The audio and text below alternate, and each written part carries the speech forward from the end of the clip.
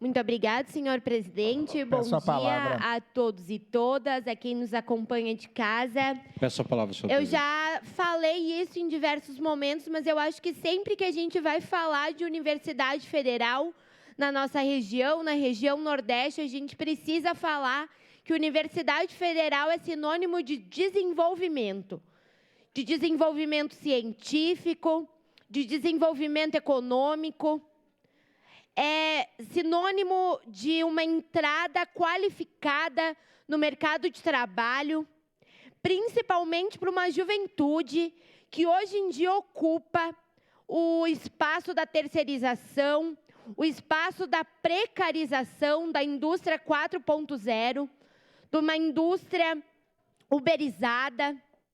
Então, a gente precisa qualificar esse espaço de trabalho ocupado pela juventude.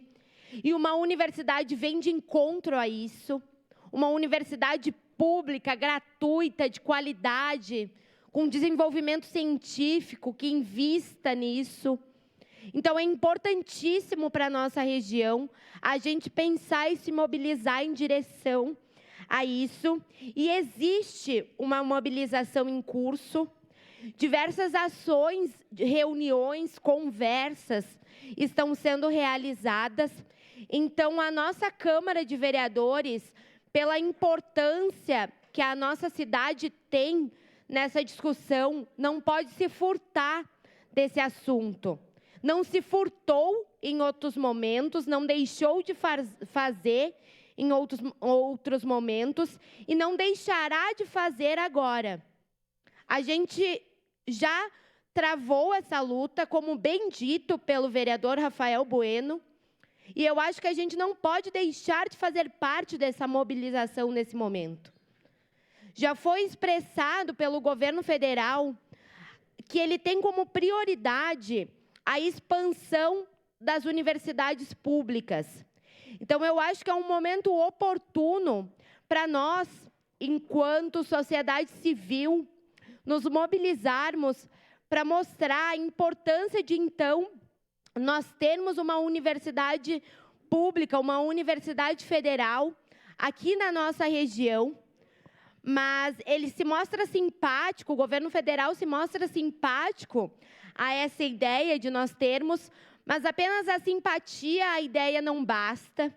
A gente precisa que ele veja a importância, a necessidade de nós termos essa universidade federal na nossa região.